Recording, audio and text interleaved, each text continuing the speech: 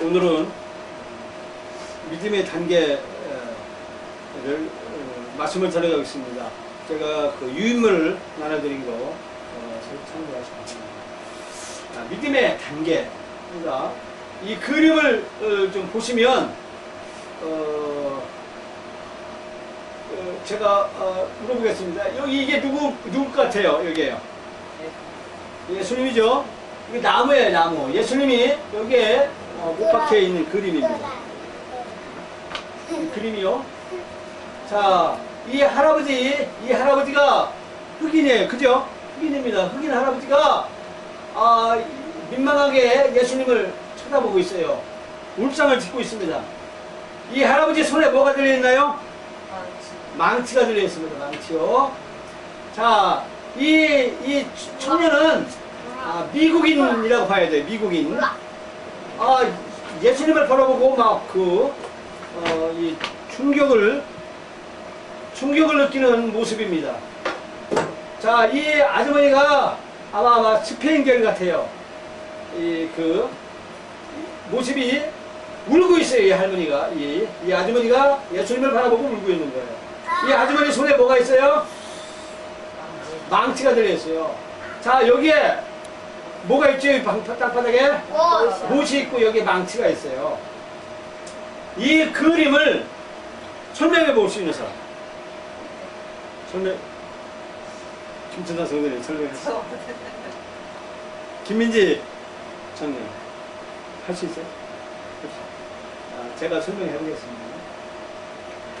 이 사람들이 예수님을 십자가에 못 박고 울고 있는 거예요. 이 사람들이 예수님을 아무 죄 없는 예수님을 못 박고 울고 있는 거예요. 5대양 6죄죠. 모든 인류가 예수님을 못 박고 울고 있는 거예요. 자, 그러면 다시 우리가 돌아보면 내가 예수님을 못 박고 울고 있는 거예요. 그렇죠. 내 죄가 하나밖에 없는 예수님을 못 받고 울고 있는 모습을 그림을 표현하고 있는 겁니다. 네. 자, 여기 보겠습니다. 첫 번째 장면을 보면 모든 것을 버리고 나는 오직 주님만 믿습니다. 그렇습니다. 여기 보겠습니다. 하나님이 세상을 이처럼 사랑했습니다. 하나님이 세상을 이처럼 사랑했어요. 그리스도께서 우리를 위하여 죽으셨어요. 하나님이 우리 세상을 사랑하기 위해서 그리스도께서 우리를 위해서 죄를 위하여 죽으셨습니다. 여기 보면 네가 만일 내 입으로 예수를 주로 시인하며 또 하나님께서 그를 죽은 자 가운데서 살리신 것을 내 마음에 믿으면 구원을 얻으리니 성경 말씀이 있습니다. 넘어가겠습니다. 그래서 예수님은 당신을 대신해 십자가에 죽으심을 부끄러워하지 않으셨습니다. 예수님은 나를 위하여 대신 죽으심을 부끄러워하지 않으시고 친히 담당하셨습니다. 누구든지 저 예수님을 믿는 자는 부끄러움을 당하지 아니하리라 그랬습니다. 예수 믿는 사람은 부끄러움 당하지 않는다는 겁니다. 밑에 보겠습니다. 당신은 삶을 주님께 맡기고 멋진 믿음의 여정을 시작할 수 있습니다. 당신은 예수 믿는 것은 부끄러움 당하지 않는다는 겁니다. 영접기도 따라서 해보겠습니다. 주 예수님, 주님께서 나의 죄를 지시고 십자가에서 돌아가신 것과 무덤에서 다시 살아나신 것을 믿습니다. 이제 저의 죄를 사하시고 저의 영혼을 구하여 주시옵소서. 아멘. 성경 말씀에 이렇게 나왔습니다. 누구든지 이 음란하고 죄 많은 세대에서 나와 내 말을 부끄러워하면 인자도 아버지의 영광으로 거룩한 천사들과 함께 올 때에 그 사람을 부끄러워하리라 그랬습니다. 예수님을 부끄러워하면 우리가 부끄러움 당한다는 겁니다. 또 누구든지 사람 앞에서 나를 시인하면 나도 하늘에 계신 내 아버지 앞에서 저희를 시인할 것이요 누구든지 사람 앞에서 나를 부인하면 나도 하늘에 계신 내 아버지 앞에서 저를 부인하리라 그랬습니다. 그래서 우리가 사람입니다. 사람 앞에서 내가 예수 믿어 이 말을 하는 것이 이렇게 하면 하늘에서도 예수님께서 하나님 앞에 시인해준다는 겁니다. 성경 말씀이에요. 제 말씀이 아닙니다. 자, 결신하는 것입니다. 결신기도. 자, 따라 세우시죠.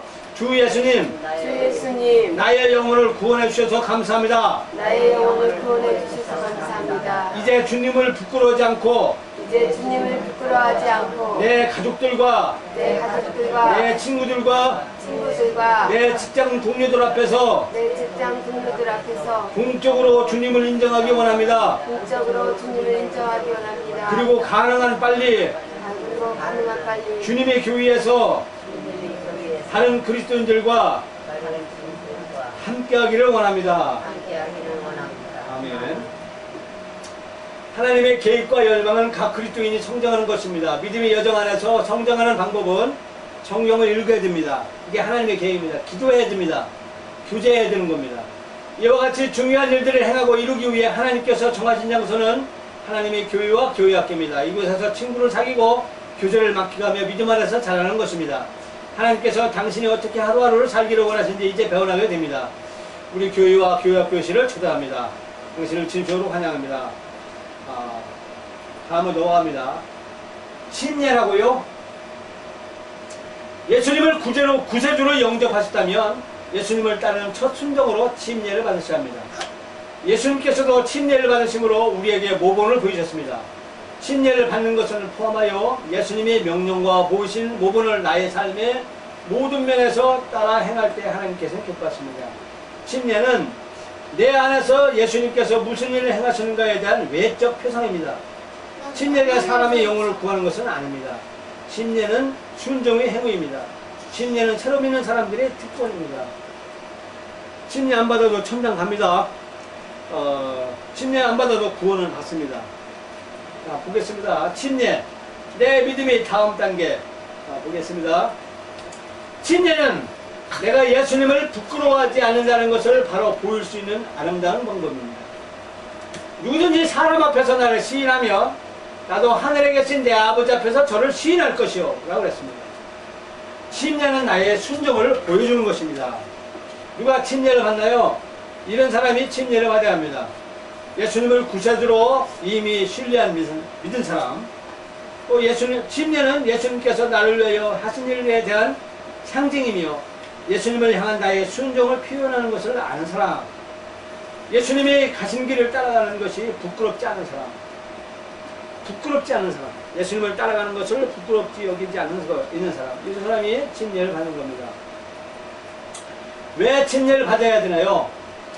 예수님을 따르는 모든 사람들은 다 침례를 받아야 합니다. 그 이유는 예수님의 명령이기 때문입니다. 마태복음 28장에 그러므로 너희는 가서 모든 족속으로 제자를 삼아 아버지와 아들과 성령의 이름으로 침례를 주고 라고 그랬습니다. 침례는 두 번째 순종이기 때문입니다. 예수님께서 먼저 모본을 보이셨습니다. 침례를 받는 것이 예수님의 명령을 따르는 순종의 표시이기 때문입니다. 침례는 지난날에 나의 삶에서 벗어나 그리스도와 함께 새로운 삶을 시작하는 모습이기 때문입니다.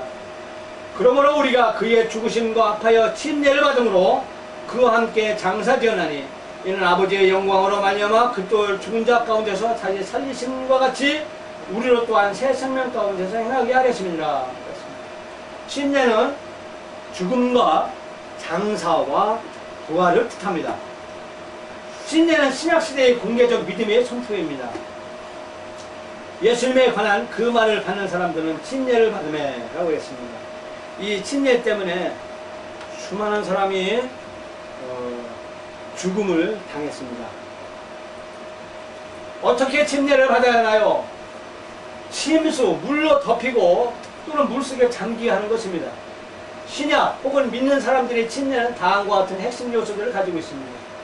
물이 있어야 되고요. 많은 물이 있어야 되고요. 물속으로 들어가야 됩니다. 그리고 물속에 잠겨야 되는 것입니다. 그리고 물 위로 일어나는 것입니다. 물 바깥으로 나가는 것이 침례라는 것입니다.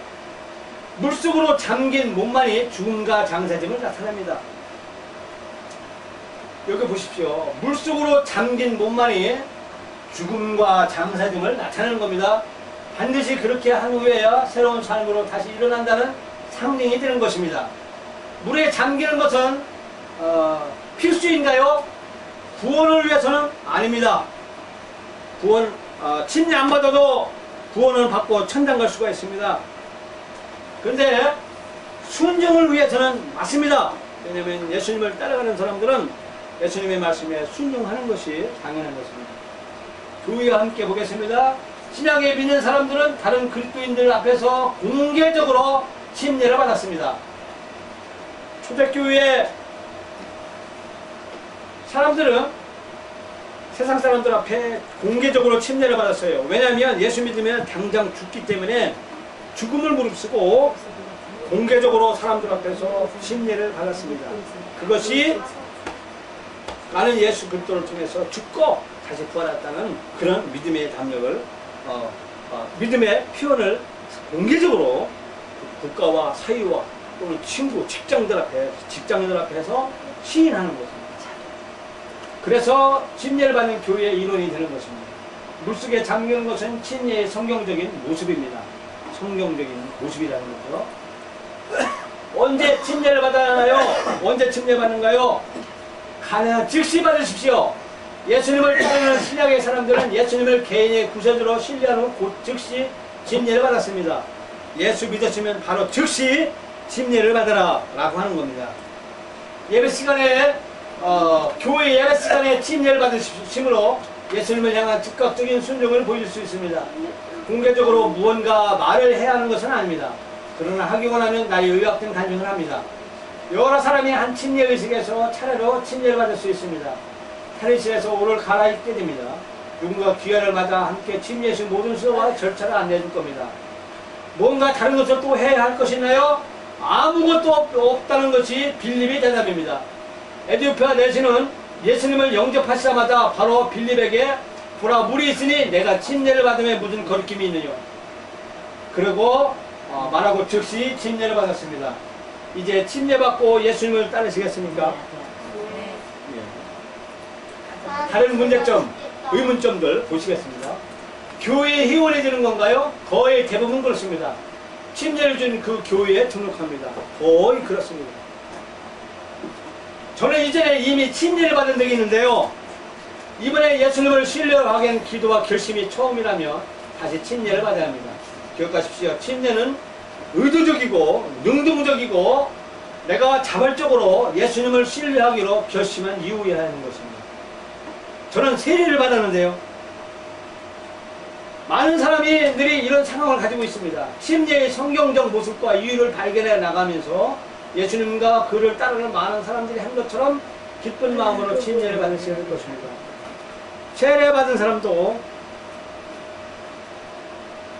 성경을 읽어보면 읽을수록 예수님의 죽음과 장사와 부활을 상징하는 구절이 신약에 많이 있습니다. 그러므로 예수님을 따르는 순종의 표현은 바로 침례인 것입니다. 저는 유아 세례를 받았는데요. 유아 세례는 개인의 신앙 고백이 들어가지 않기 때문에 유아 세례를 하지 않습니다. 침례교는 유아 세례를 하지 않습니다. 미국의 초대교회, 미국의 초대 미국 초기요, 약 250년 전에 유아 세례에 반대했다는 것 때문에 하버드 대학 총장이 면직된 사건도 있습니다. 그만큼 이 유아 세례 반대가 반대를 하여 불이익을 많이 당한 역사가 있습니다. 그러나 어쨌든 어린이는 신앙 고백을 하지 못하기 때문에 유아 세례는 안 하는 겁니다. 예수님에 관한 그 말을 받는 사람들은 침례를 받습니다. 우리 사도행전 2장 41절의 말씀이었습니다. 그래서 모두 오늘 예배를 끝나고 침례를 받으시기를 바랍니다. 기도하시겠습니다.